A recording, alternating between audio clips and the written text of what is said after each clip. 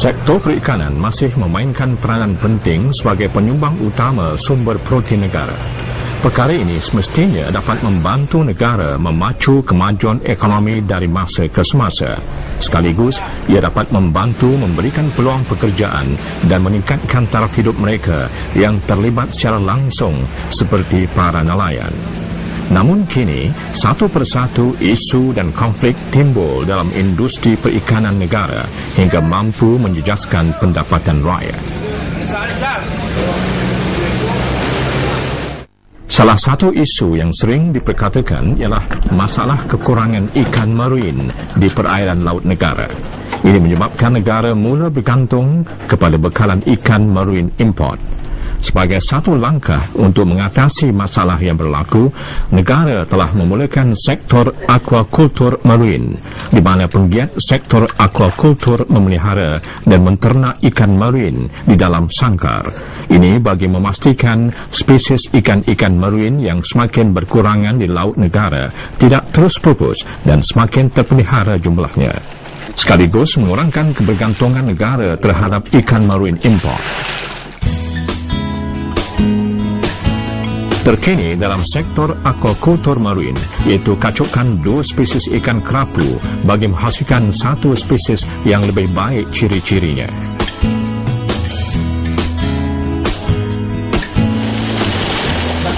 Ikan kerapu pada dasarnya merupakan satu spesies ikan marin di mana tumbesaran dan kehadirannya di laut negara hanya pada bulan-bulan tertentu sahaja.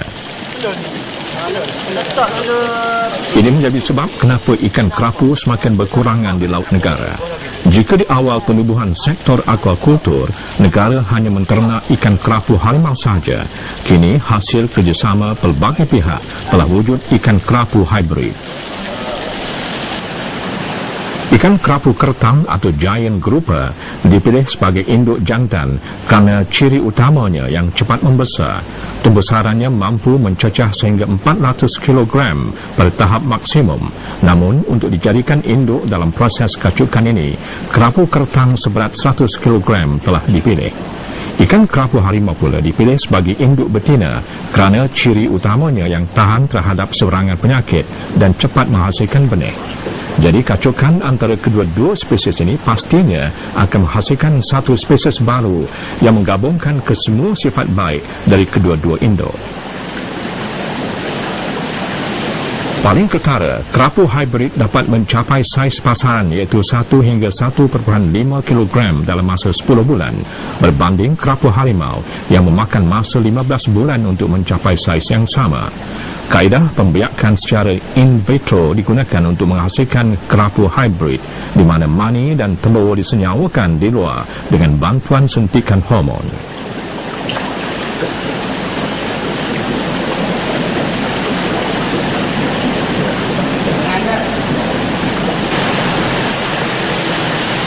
Penetasan telur berlaku di antara 16 hingga 18 jam selepas telur disenyawakan. Telur-telur yang telah disenyawakan dipindahkan ke dalam tangki pembenihan untuk jangka masa 30 hingga 40 hari sehingga selesai peringkat metamorfosis sebelum dituai. Benih perlu dikelaskan dari masa ke semasa bagi mengurangkan kanibalisme, iaitu makan sesama sendiri, terutamanya pada saiz 2 hingga 7 cm. Setiap perkara baru yang dilakukan pastinya ada masalah dan cabaran yang ditemui. Proses pembenihan kerapu hybrid juga ada cabarannya yang tersendiri. Pertama sekali dari segi kematian peringkat awal larvae, peringkat awal larvae, dan juga satu lagi masalah cannibalism. Kematian peringkat awal larvae itu kita dapati berpunca daripada pemakanan induk itu sendiri. Jadi sekarang ni kematian boleh dikurangkan, larvae boleh dikurangkan disebabkan kita sudah membuat manipulasi pemakanan induk itu sendiri. Dan bagi kematian disebabkan oleh cannibalism, kita atasi dengan menggunakan sistem SEN, di mana Selepas 30 hari ternakan, kita akan pindahkan ke dalam tangki sen, yang tangki kecil-kecil ni, untuk kita asuh sehingga 3 inci. Kepentingan pemilihan makanan dalam projek kerapu hybrid ini sebenarnya harus dimulakan di peringkat induk lagi. Ini bagi memastikan induk yang dipilih benar-benar sihat dan sesuai untuk dikacukkan. Di peringkat anak benih seperti ini juga, pemilihan makanan yang tepat adalah sangat penting kerana kadar kematian adalah paling tinggi di peringkat ini jika tidak dijaga dengan betul.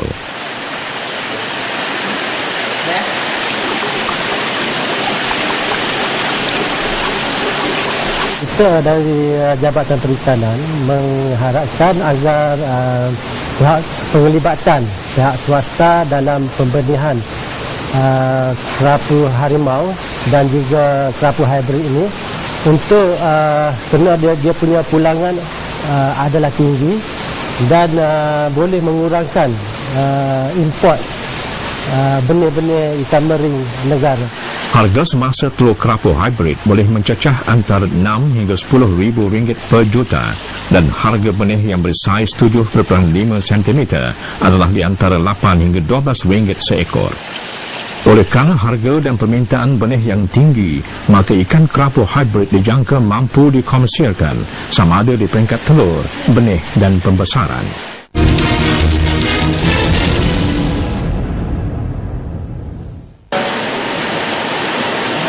Projek penternakan ikan kerapu hybrid sebenarnya telah dimulakan pada tahun 2010.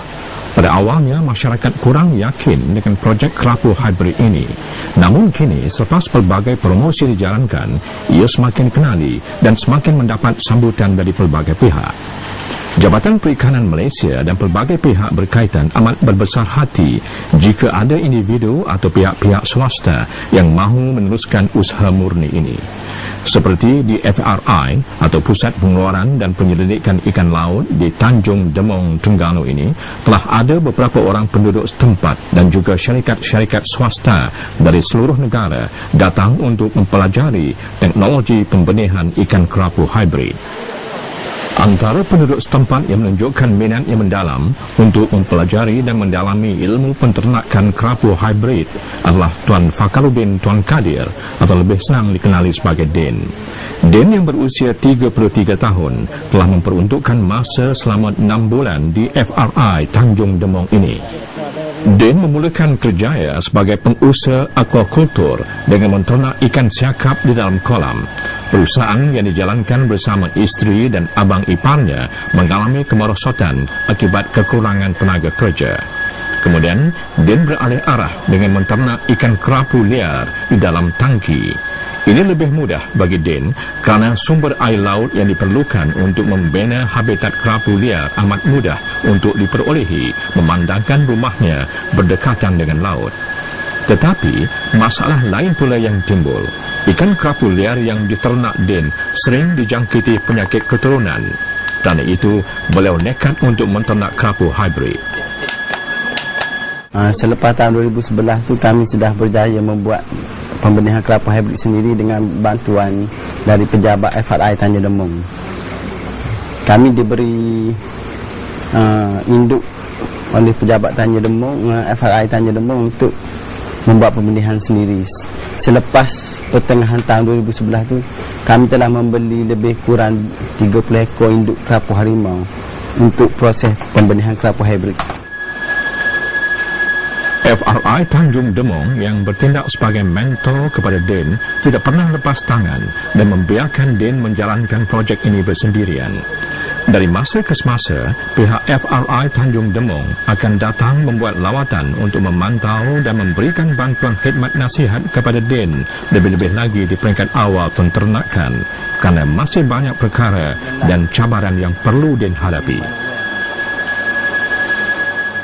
Cabaran pertama dia dari segi pertama induk lah. Dari segi induk tu kita kena betul-betul cek dulu dia punya kualiti induk. Dari segi penyakit keturunan dia tu memang bebas dari penyakit keturunan. Kemudian barulah kita pergi dari segi suplemen dia lah untuk telur, untuk pembenihan telur apa tu. mengalami masalah. Yang kedua, dari segi penyediaan tangki benih, penyediaan bagi tangki lava tu mengikut spek yang dikendaki lah. Seperti kalau yang dekat saya buat ni, sudah banyak kali saya renovate untuk menjayakan ni projek ni. Menurut Din, beliau lebih berminat untuk menternak dan menjadi pembekal anak benih berbanding memelihara ikan matang. Ini kerana dalam industri kerapu hybrid, masalah utama sekarang adalah kekurangan pembekal anak benih.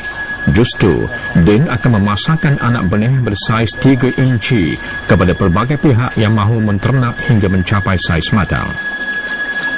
Untuk pasaran bagi kerapu hybrid ni, bagi saya lah, dia memang tak ada masalah. Sebab pasal kita sekarang memang bergantung terus lah dari negara luar macam Indonesia ke, Taiwan ke.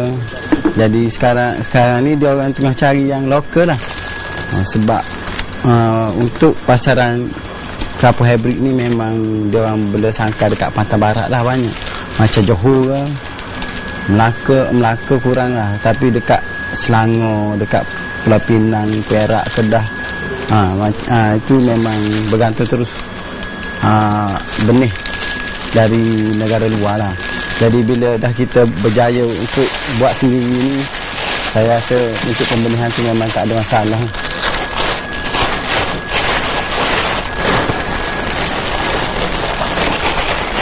Kaedah penghantaran anak benih bergantung kepada permintaan pelanggan. Jika permintaannya sedikit, Din hanya menggunakan plastik yang dipenuhi oksigen. Sikit.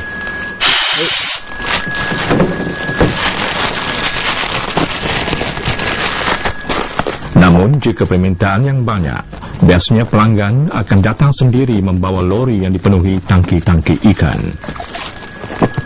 Jadi banyak atau sedikit permintaan seseorang pelanggan, Din akan cuba sedaya upaya untuk memenuhi permintaan mereka.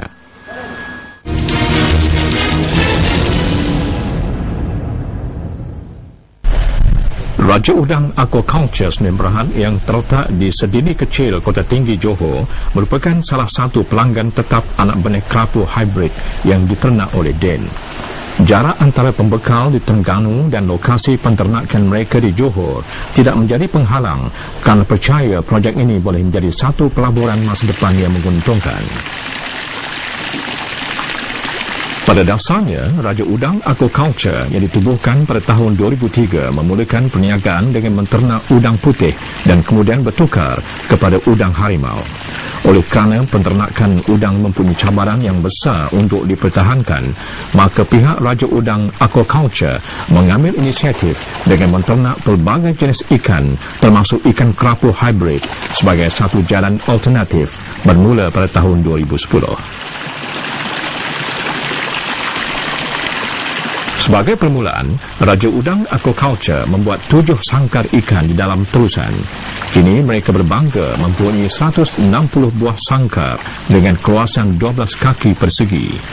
Bagi ikan kerapu hybrid, mereka memulakan penternakan anak benih sebanyak 2,000 ekor dan 70% daripadanya berjaya diternak sehingga mencapai saiz matang, iaitu seberat 1 kilogram dalam tempoh yang dijangka, iaitu antara setahun hingga setahun setengah.